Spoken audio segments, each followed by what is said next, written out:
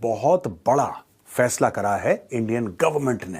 कहा है जी कि 2 न्यूक्लियर सबमरीन्स बनाई जाएं।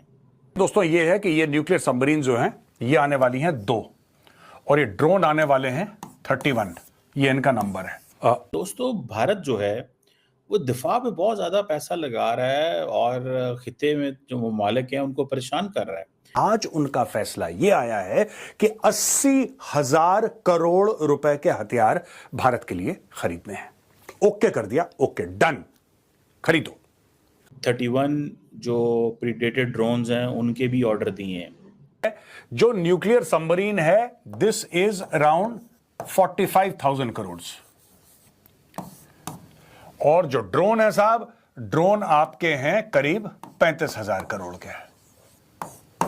ये जो गवर्नमेंट ऑफ इंडिया है उसने ये अप्रूव किया है कि 2 इंडिजिनस न्यूक्लियर सबमरीन्स बनाई जाएं, 31 ड्रोन्स जो हैं अमेरिका से लिए जाएं।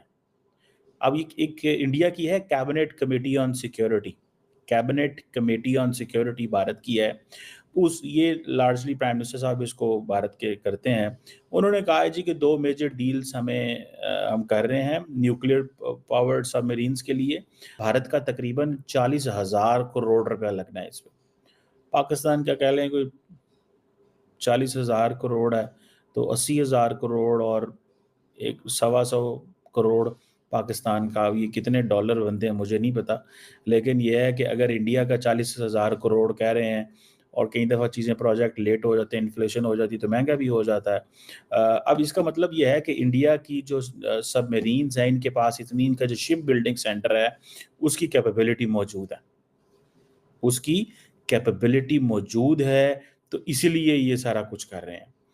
नमस्कार दोस्तों, स्वागत है आपका भारत टेक न्यूज़ की नई वीडियो में। दोस्तों वीडियो अच्छा लगे तो लाइक करना, कमेंट करना और शेयर करना। जो भाई पहली बार है सब्सक्राइब करना। यूएस जो है वो इंडिया को नेवल लॉजिस्टिक हब बना रहा है चाइना को काउंटर करने के लिए, इसीलिए इंडिया भी अपनी मैन्युफैक्चरिंग उसने भी बढ़ा दी है।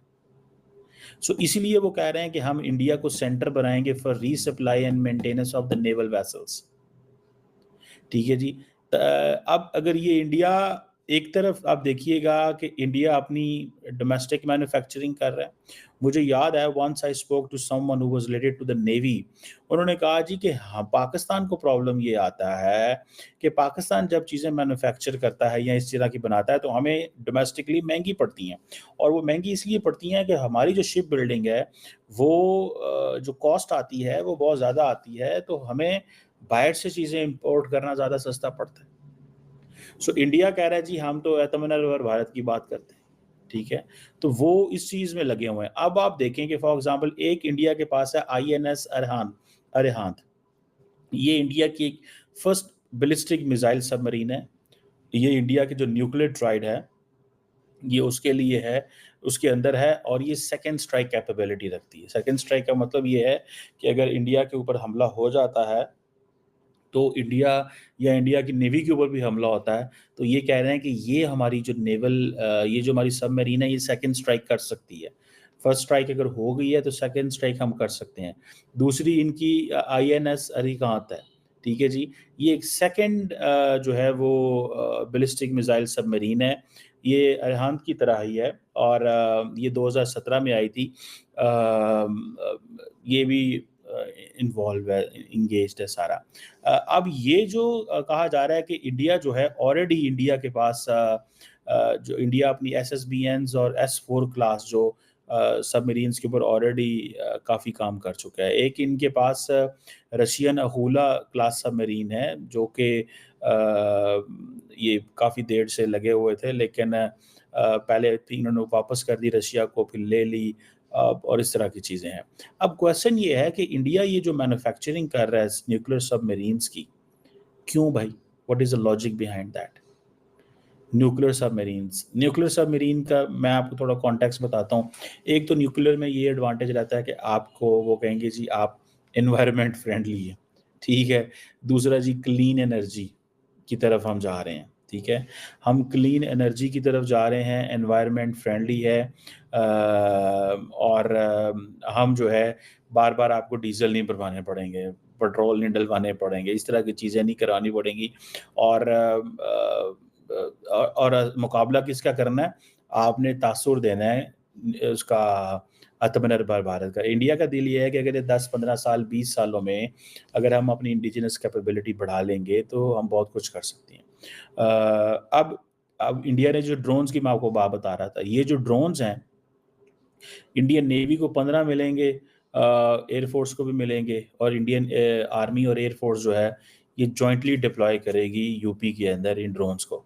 इट मीन्स कि ये बॉर्डर देखना चाहते हैं पाकिस्तान और इंडिया का, पाकिस्तान और चाइना का। सो ये मुझे जब मैं इसको इंडिया के इस डिज़ाइन को समझने की कोशिश करता हूँ, लार्जली इंडिया जो है मज़ीद न्यूक्लियर सबमरीन्स को इन्वॉल्व करेगा, इंगेज करेगा। अभी फॉर एग्जांपल आज मैं देख रहा था कि न्यूज़ के अंदर कि इंडिया के अंदर जो यूरेनियम है वो उसकी कोई रिलीज़ हुआ है या लीक हुआ है या कहीं मार्केट में बिक रहा था। माजी में भी ऐसे पाकिस्तान इस पर शोर डालता है। पाकिस्तान अभी मेरे ख्याल है पाकिस्तान के जो परमानेंट रिप्रेजेंटेटिव हैं यूएन जनरल असम्बली में, वो कह रहे हैं जनाब कि ये इंडिया कैसा मुल्क है कि ये जो न्यूक्लियर जो यूरेनियम जो है इसकी गलियों में सड़कों में बिक रहा है, ये पाकिस्तान में बिक रहा होता तो दुनिया ने जो है वो शोर डाल देना था, लेकिन क्योंकि ये इंडिया के अंदर है तो आप लोग जो है वो परवाह ही नहीं कर रहे। ठीक है जी। ये तो इतना तो फिर इंडिया को एडवांटेज है ही है। लेकिन आप देखिए ना कि एक वक्त था कि इंडिया लीज पे रशियन सबमरीन लिया था। इंडिया का जो एक्सपीरियंस है फ्रॉम 1980s से आप चले जाएं, इंडिया के पास 2 रशियन एसएसएन्स थी, एक उसका नाम था INS चक्रा 1 एंड INS चक्रा 2 के नाम थे। वो लीज एग्रीमेंट से और काफ़ी ज़्यादा इनको ऑपरेशनली अंडरस्टैंडिंग हुई। अब क्योंकि इंडिया इस चीज़ में कर रहा है कि वो अपनी टेक्नोलॉजी वो जिसे कहते हैं ना टेक्नोलॉजिकल हर्डल्स थी, पैसे नहीं थे, अब उनके पास टेक्नोलॉजी भी आ रही है और पैसे भी आ रहे हैं। ठीक है जी। अब न्यूक्लियर सबमरीन टेक्नोलॉजी जो है वो एडवांस टेक्नोलॉजी वेसल प्रोग्राम के तहत ये ले रहे हैं और इस प्रोजेक्ट के ऊपर उन्होंने काफ़ी काम कर लिया हुआ है। अच्छा, अब दोस्तों मैं आपको बताता हूं ये इसके स्पेसिफिकेशन जो हैं, ये स्पेसिफिकेशन भी हमने जो रिसर्च करके जो अवेलेबल रिसर्च है उससे हम लेकर आए हैं। ठीक है, ये अरिहंत क्लास की एक सबमरीन है जिसका नाम है INS अरिघात। ये स्पेसिफिकेशन INS अरिघात के हैं। 110 मीटर इसकी लेंथ है, डिस्प्लेसमेंट 6000 टन, यानी कि इसका वजन 6000 टन है। ये सरफेस स्पीड यानी कि जब ये समुद्र के ऊपर, जैसे अभी ये आप देख रहे हैं यहां पे सरफेस स्पीड ऐसे चलेगी तो 12 से 15 नॉट यानी कि 22 से लेकर 28 किलोमीटर प्रति घंटे ये पानी के ऊपर चलती है। लेकिन ये असली स्पीड पकड़ती है पानी के नीचे, क्योंकि ये बनी ही है पानी के नीचे के लिए, यानी कि अंडर वाटर सबमरीन है ये।